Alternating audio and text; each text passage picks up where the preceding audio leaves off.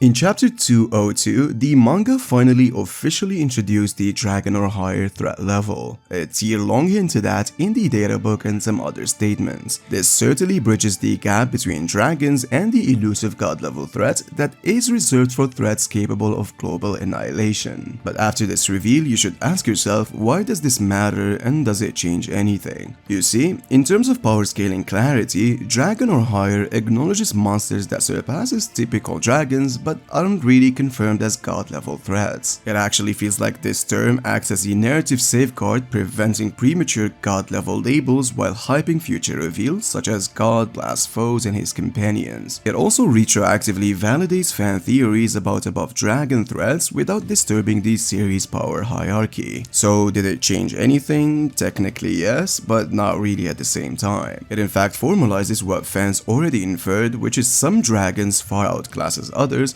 but at the same time it also sets a precedent for future threats, implying god level would be exceedingly rare, possibly only reserved for the final arc. This is, in my opinion, definitely concludes that dragon or higher is a placeholder for peak power, ensuring the god level tier remains mythic. So for now, it's a win for scaling consistency and hype. Alright, now that we've defined the tiers, it's very crucial to note that only 4 monsters are officially confirmed as dragon or higher. However, I'll also include others who narratively and logically belong in this elite category, and will also rank them from weakest to strongest based on whatever available statements and feats we currently have. But before that, make sure to break the subscribe button and the notification bell for more of these One Punch Man videos.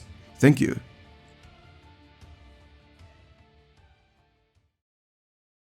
Now before we begin, let's first address a core rule of One Punch Man, which is matchups are everything. Raw power alone doesn't guarantee victory. Things like hacks, abilities, speed and durability can flip the script entirely. Our ranking, however, focuses on overall effectiveness within the series. How do they stack up against the broader cast, and how well do they embody their threat level definition? Take Neon vs Homeless Emperor for example. If you go by pure threat scaling, Emperor far outclasses him and it's not even funny. Stronger firepower is generally above things like stealth, but in a direct confrontation, Neon's speed and crack phasing could let him assassinate Emperor before a single energy ball fires. This is why top tier battles get messy. The stronger the characters, the more variables come into play. Some of these characters could realistically defeat one another depending on the circumstances, so if you can make a compelling case for why character 9 for example beats character 8 or vice versa, then that's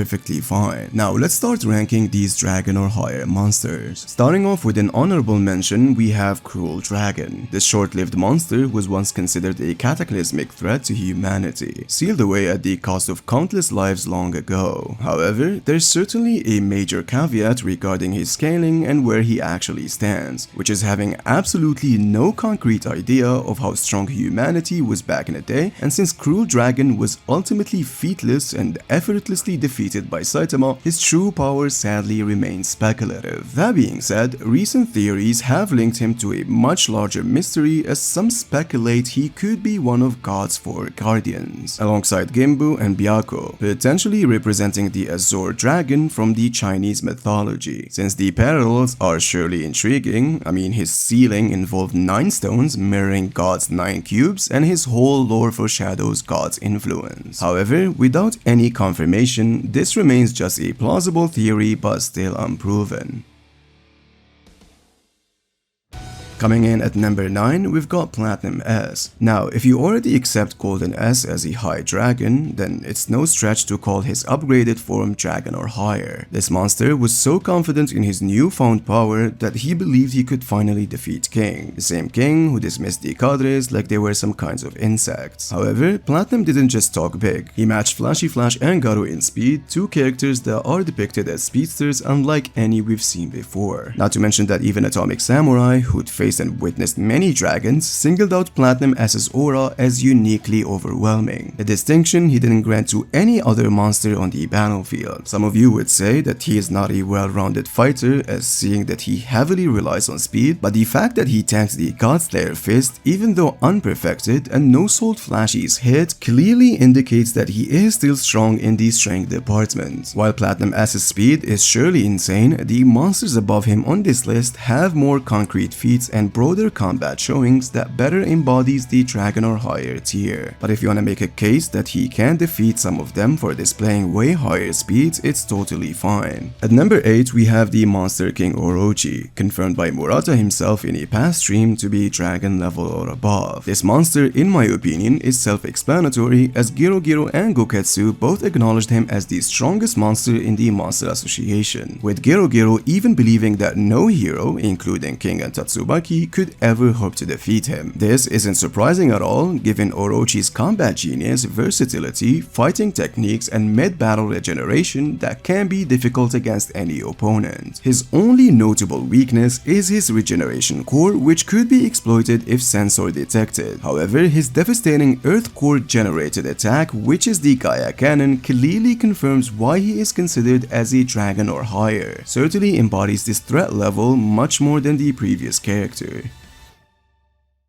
At number 7 we have Sage Centipede. Narratively speaking, Sage Centipede, along with the monster that follows, could arguably be stronger than Orochi. This assumption stems from God's decision to send these two monsters to assumably deal with Saitama even after witnessing him defeating Orochi. However, to be perfectly honest, there are several factors to consider before solidifying this conclusion. One is God's awareness, what he knows and doesn't know. It's possible that God wasn't actively observing Saitama's fights at all. 2. These monsters didn't appear when Saitama was present, but instead emerged directly in front of Garu. So the hateful fist that turned against God might refer to individuals who have broken or are in the process of breaking their limiters. While I'm perfectly aware that Garu later speculated that Sage Centipede was likely referring to Saitama, the pre-Ratcon chapter made me suggest another possibility. You see, I'm not sure that this is still an idea that One and Murata has in their mind, but Garu himself possesses a trait or a factor that defies God, one potentially exclusive to those who've shattered their limiters. Since, as Genus said, God has set a limiter to every being, so it would make sense that those who remove their limiters are the hateful fist that wrongs the God. So maybe Sage Centipede was actually talking about Garu. Number 3 is the increased monster activity. Stronger monsters have been appearing more frequently, as Blast claimed that God is intervening more actively in response to something or someone drawing him near, which is obviously Saitama, which means God may simply be dispatching powerful monsters to eliminate threats indiscriminately regardless of their actual strength. I mean, they should be strong, but it's not concrete that God is actually power scaling. And even if he was, you can argue that he has sent 2 monsters to deal with Saitama. The 4th possibility is that God knows that Saitama is extremely strong but sent Sage Centipede and Evil Ocean Water to help strengthen Garu to defeat Saitama. But nonetheless, all of these are speculative theories, and until proven otherwise, Sage Centipede should be still regarded as superior to Orochi, even though the latter just seems much more impressive. At number 6, we have Evil Ocean Water. So I merely rank it above Sage Centipede primarily due to its crazy potential to flood the entire planet and the fact that it required a serious punch from Saitama to be fully eradicated. So in my personal view, this feature passes and is much more impressive than Garu's perfected fist in sheer scale. However, Evil Ocean Water's potential surely embodies the dragon or above classification more definitively than Sage Centipede's physical prowess. But if you feel like prioritizing Sage Centipede's feats over global floating potential, ranking him higher is still a reasonable take. At number 5, we have Psycho Orochi, a fusion between psychos who could even arguably be placed on this list by her own and the Monster King Orochi. I know that one could argue that Sage Centipede and Evil Ocean Water might be stronger, given their direct creation by God and his apparent awareness of her power, but to be perfectly honest, I can only be generous enough to put them above Orochi based on these speculations,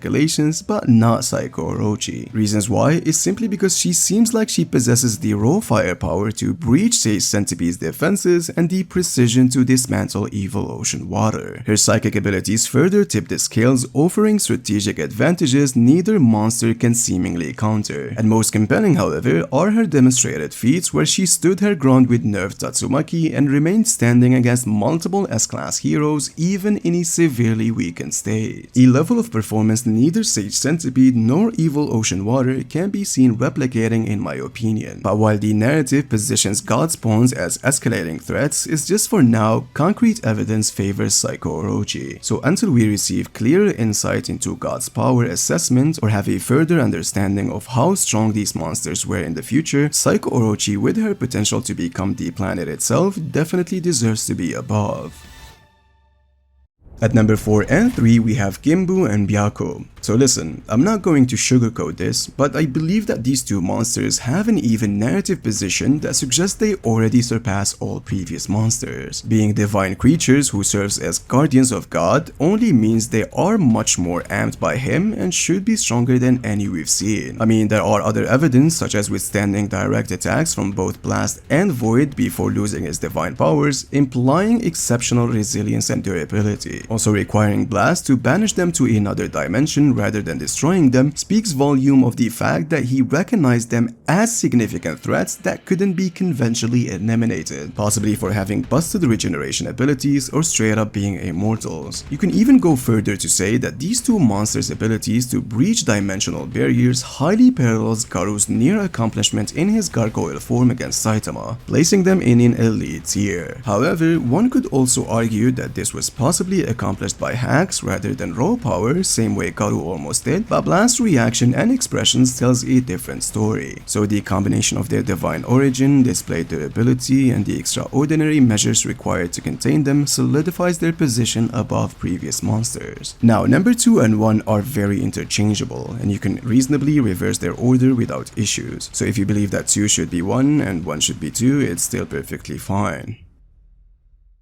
So at number 2 we have monster form Garu, and I do not mean cosmic form, but more so talking about Garu at his peak before receiving God's powers. You see, Garu without a doubt should be a dragon or higher, evidenced by decisively defeating Sage Centipede, who's already a top tier monster talked about on this particular video. He went on to evolve more to the point of withstanding punches from Saitama himself, almost able to break the dimensional seal with sheer raw strength and parry some of Saitama's punches enough to visibly frustrate him. But you see, the primary difficulty in this comes from our inability to determine how much Saitama was holding back against both Garu and the number 1 monster on this list. However, authorial implications strongly suggest that these two combatants exist in relative parity. Any confrontation between them should be an extremely difficult battle with no clear favorite. Which brings us to number 1, which is the dominator of the universe, Lord Boros, an alien conqueror whose strength mirrors Saitama's own existential dilemma of overwhelming power. What elevates Boros to this pinnacle position is Saitama's own repeated acknowledgements of his strength. 強いよ、お前は。やっぱ強えよ、お前。結構強かったよ、マジで。 Even remarking that their battle almost felt like a real fight. But you see, the ranking debate between 1 and 2 ultimately hinges on one key question. Was the Saitama who fought Garu significantly stronger than the one he faced Boros? You see, chapter 166 revelation about Saitama's growth mechanics suggests his power scales to match worthy opponents, implying comparable strength levels during both battles. However, if you interpret Saitama's growth as constant daily improvement, then placing Garu above Boros should still be fine. I've already made videos about this, although I consider them old, but still you should go and check them out. Now, one more important consideration that needs to be mentioned is that we must consider Gimbu and Byakko's potential superiority. Their ability to withstand attacks from Void and Blast, beings who could dominate anyone else on this list, suggests that these divine guardians might actually belong in the top spots. However, without more concrete feats beyond surviving those hits and their dimensional banishment, we sadly lack enough sufficient evidence to definitively place them above Boros and Garu. Thank you so much for joining me on this video, and I hope you find the analysis insightful. Remember to take care of yourself, and I hope I see you on the next video.